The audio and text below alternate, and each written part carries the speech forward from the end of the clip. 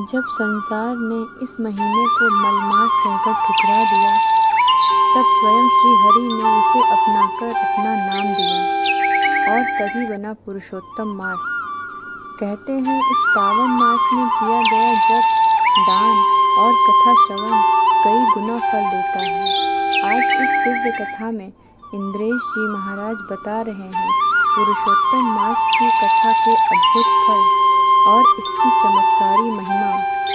तो प्रेम से बोलिए, जय श्री राधे कृष्ण, जय श्री राम, जय श्रीमन। आज हमारी बात मान के कथा पूर्ण होने के बाद में अपने अपने कक्ष में जाइएगा और एक कागज पेन लेके सारी लिस्ट बनाइएगा। हमने कितने अपराध हमसे हो चुके हैं जो हमको पता है, या फिर हम क्या क्या अपराध रोज ही करते हैं, कौन कौन से अवगुण हमारे भीतर विराजमान हैं, इन सब चीजों की लिस्ट बनाइएगा और सबको एक बार अवलोकन करके 7 दिन तक नित्य उनका दर्शन कीजिएगा। ये मेरे अपराध हैं, ये हमारे अवगुण हैं। हे गंगा मैया कृपा करो, हे भागवत जी आप कृपा करो, हे पर्वतराज हिमालय, हे बद्री केदारनाथ भगवान आप कृपा करके हमको परम पवित्र करो। हम संकल्प लेते हैं आज के बाद ऐसा नहीं करेंगे।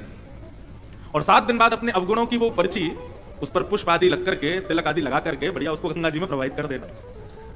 लेकिन संकल्प के साथ गंगा मैया को वचन देना कि आज के बाद नहीं करेंगे, आप इस बार हमको पवित्र कर दो। बस आप अपनी पर्ची उसको प्रवाहित कर देना, गंगा मैया आपको परम पवित्र कर देंगे। ये पुरुषोत्तम मास आपको नारायणमय बना देगा।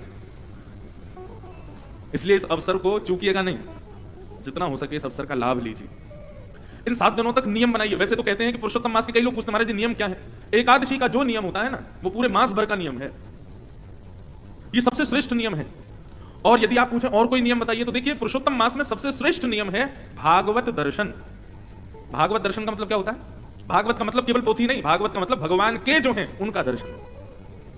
साल भर भगवान के दर्शन का महत्व है, लेकिन पुरुषोत्तम मास में भगवान के संत, भगवान के वैष्णवजन, भगवान के विप्रजन, संत वृंद आदि इन सबके दर्शन का महत्व है।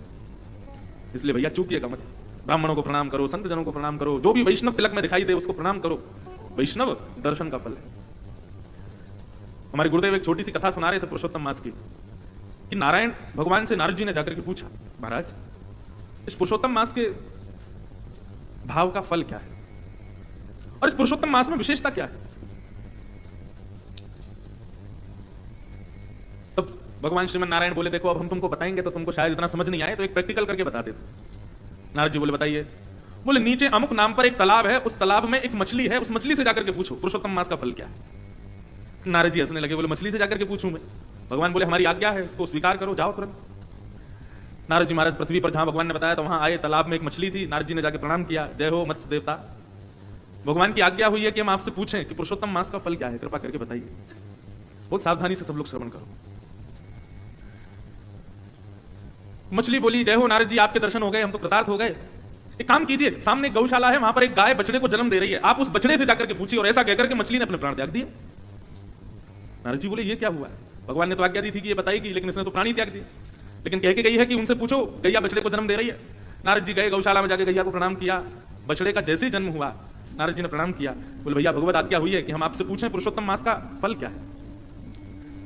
बछड़ा भी प्रसन्न हो गया, जय हो मेरे कितने सौभाग्य की जन्म लेते ही नारद जी के दर्शन हो रहे हैं। हे नारद जी, वो सामने वृक्ष है ना, उस वृक्ष पर एक सुख तोता, उसके बालक का जन्म हुआ है, आप जाकर के उस बालक से पूछिए। और ऐसा कहकर के उस वत्स ने भी प्राण त्याग दिए। नारद जी बोले ये हो क्या रहा है भैया, मैं जिससे पूछ रहा हूं वो प्राण त्याग देता है। नारद जी उस वृक्ष पर तोते के वत्स से बोले, भैया आपका अभी जन्म हुआ। वो तोता प्रसन्न हो गया नारद जी को देख करके, बोले जय हो आपके दर्शन हो गए नारद जी। नारद जी बोले भैया पुरुषोत्तम मास के फल क्या है, पुरुषोत्तम मास की योग्यता क्या है, जरा बताइए। सुख पक्षी के उस छोटे से बालक ने कहा, जय हो नारद जी आपके दर्शन हुए, मैं कृतार्थ हो गया। अभी अभी ना इस नगर के राजा के पुत्र ने जन्म लिया है, आप जाकर के राजा के यहाँ उस पुत्र से पूछिए। और ऐसा कहकर के वो सुख पक्षी का बालक भी मर गया। नारद जी तो घबरा गए, बोले मैं जिससे पूछता हूं वो प्राण त्याग देता। मछली के बालक ने त्याग दिया, गैया के बालक ने त्याग दिया, अब इस सुख के बालक ने भी। कहीं ऐसा नहीं हो मैं राजा से पूछने जाऊं उसका बालक भी प्राण त्याग दे। मैं जहां जा रहा हूं भैया कहीं यही तो पुरुषोत्तम मास का फल नहीं है।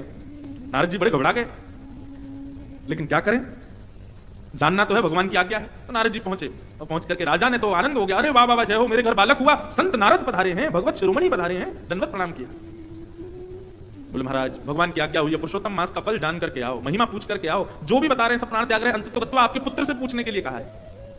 नन्ना सा राजा का पुत्र जैसे ही नारद जी की गोद में दिया तो भगवत आज्ञा से वो नन्ना सा बालक ही बोलने लगा, बोले जय हो नारद जी आपको प्रणाम। बोले भैया प्राण मत त्यागना, पहले ये बताओ पुरुषोत्तम मास का फल क्या है। बालक आनंदित हो गया और आनंदित होकर के बोला, नारद जी मैं अपने प्रारब्धों से एक मछली बना था, लेकिन पुरुषोत्तम मास में आपका दर्शन करके मैं उस योनि से मुक्त हो गया, अपने प्रारब्ध के कारण एक वत्स बन करके आया, बछड़ा बन के आया। पुरुषोत्तम मास में आपके दर्शन से मैं उस योनि से भी मुक्त हो गया, फिर मैं एक सुख पक्षी बन करके आया, आपके दर्शन से उससे भी मुक्त हो गया, और इन समस्त प्रारब्धों से मुक्त होकर के अब मैं मानव ही नहीं एक राजा के घर में जन्म लेकर के आया हूं। केवल एक संत के दर्शन से यह फल प्राप्त होता है पुरुषोत्तम मास में। यह है भागवत दर्शन की महिमा।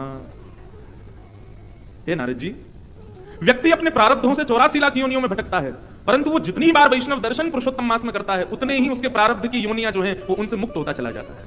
मतलब मान लीजिए कि आपने अगले 7 दिन में, अब राह चलता जो भी तिलक लगाए सब वैष्णवी हैं, जिसके गले में कंठी माला देखिए समझो वैष्णवी है। और महाराज इस ऋषिकेश में तो जो गंगा में डुबकी भी लगा रहा है ना वो भी वैष्णव है। सबको अपने नेत्रों से निहारते रहो, सबको प्रणाम करते रहो। जितने ज्यादा से ज्यादा लोग देख लोगे उतने ही आप अपने प्रारब्ध की योनियों से मुक्त होते चले जाओगे। यह है पुरुषोत्तम मास में केवल भगवत भक्तों के दर्शन की महिमा। सोचो, भगवत भक्त के दर्शन की महिमा इतनी है तो तीर्थ में जाने की महिमा कितनी होगी। उस तीर्थ में भी भगवत नदियों में स्नान करने की क्या महिमा होगी, और भगवत नदियों में भी सर्वश्रेष्ठ श्री गंगा में स्नान की क्या महिमा होगी। और उसमें भी आप कथा भी सुन रहे हो। अपने मुझे बताया गया था जब इस कथा के लिए बात करने आए थे इस कथा के आयोजक, तो बोले महाराज जी जितने भी वैष्णव आ रहे हैं सबकी सेवाएं साथ आ रही हैं, सब अपने ठाकुर जी को संग लेकर के आ रहे हैं।